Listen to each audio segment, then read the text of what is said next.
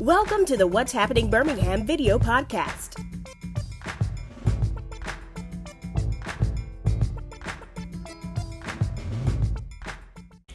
All right, everybody, I'm back again. I got them for another segment.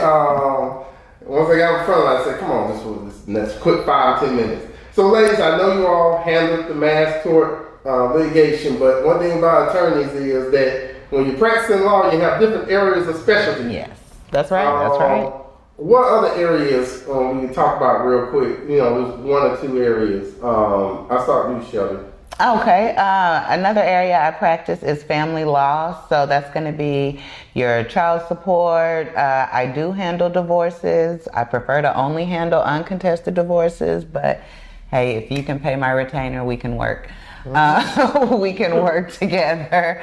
I do some probate and estate planning stuff. So your wills, you know, adoptions, things like that. Those are things that happen in probate court. And I also handle personal injury. So your car accidents, slips and falls, dog bites, that kind of stuff.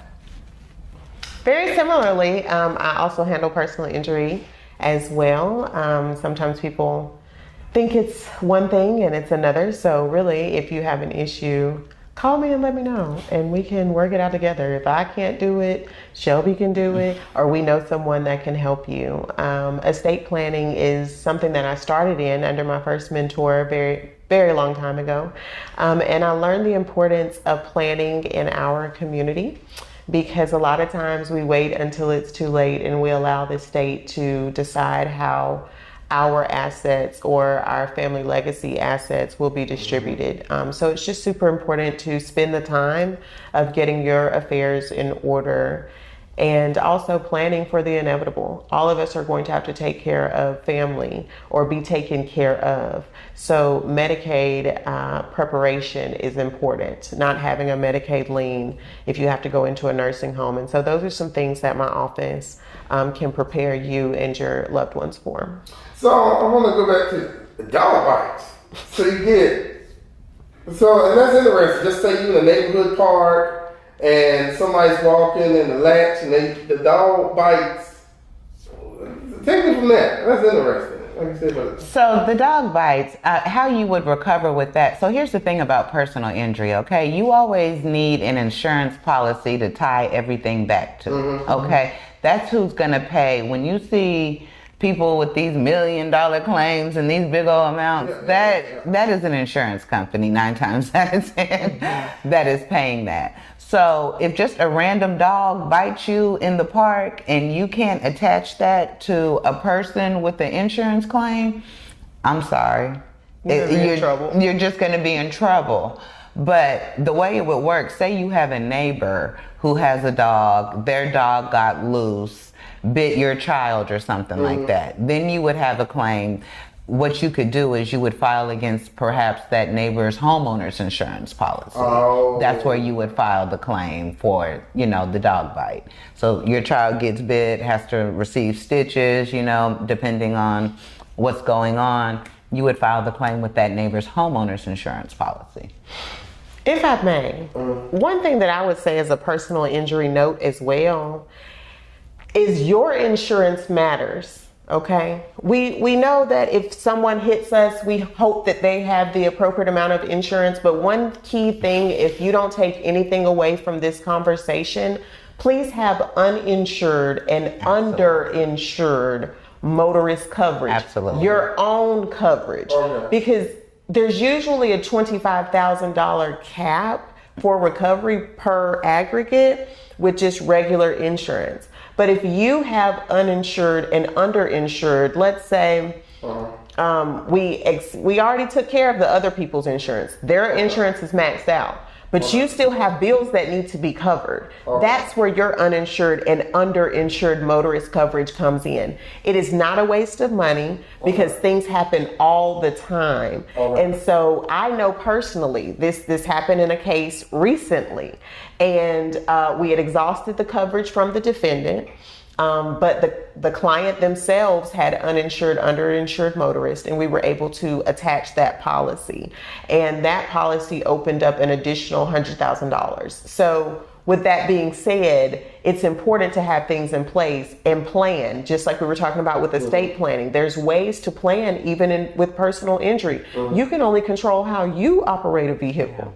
You can't control how the next person does, but you can have things in place in your policy to make sure that you and everyone under your roof is covered. Okay, and then I always see the historic. When you see on TV, people say, "Look, I got back $2 million, $3 million." What is the likelihood people get awarded those?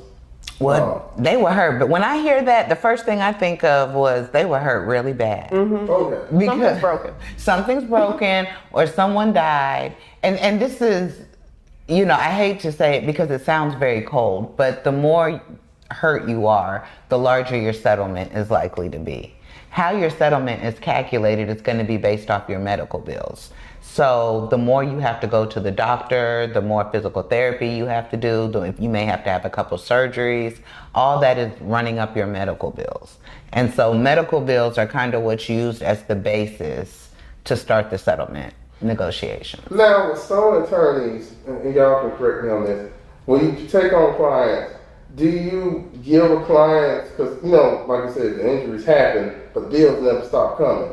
Do some attorneys give their clients an advance and then get it back on the back end? I'm not sure what every attorney or some attorneys' practices are. Okay. My office does not do that. What we do is we will reach out. Now, there are some companies, let me say this too. There are some companies that we can put you in contact with that will give you early money on a settlement that's coming. Now, that is a thing. But what attorneys can do is, if you do have these bills, medical bills coming in, we would obviously, contact them, let them know that this is associated with a car wreck, therefore, or an accident, injury, so that it shouldn't be affecting your credit. They're not, reporting that it's late or not being paid. So you do fill out paperwork, with the provider to make sure that they understand the circumstances around this injury. So they're not calling your client and getting on their nerves about a bill that will be paid at the conclusion of the litigation. So that's my piece on that. Yeah, okay. I agree. Okay. I'm trying to think of one other thing about a lot of times too, like say for instance, like drunk drivers. You get that a lot. Who are more than just the direct driver? Who else could be liable typically? Because I read somewhere like restaurants could be. Yes. That's called the drum shop. Drum shop. So, for example, if you're a bartender and you see someone who's obviously intoxicated, you've been serving them all night, you keep serving them at will, they leave, get into an accident, that restaurant or bar could possibly have some liability there. Oh, wow. If you contribute to, because they contributed to that. Oh, wow. So if they want to contact you all, where they go? This number, phone number real quick. You can contact me by email at Starr with 2 R's at Culpepper, CULPEPPER .law. Also call my cell 205-529-9413. Yes, and you can reach me via email at Shelby, SHELBY, at bylegalservices.com, or you can hit me on my cell as well, 205-470-3136. Let the Birmingham Superstars help you with that. Yes. Well, thank you ladies for coming on again. I think they've become very naturals in front of the camera. And I'm going to get them for another, they can start being hosts around here. So we love it. We love it. Thank you all for watching. Please check out what'shappenedbirmingham.com for more interviews. Don't forget to subscribe to the YouTube channel, TikTok, Having Beham, and the audio version of this on Apple Podcasts. Thank you all again, and have a great day. And if you get in the personal injury, call these two ladies. Thank you. Thank you for watching the What's Happening Birmingham video podcast. Please check out our website, app, or subscribe to our YouTube channel for the latest videos today.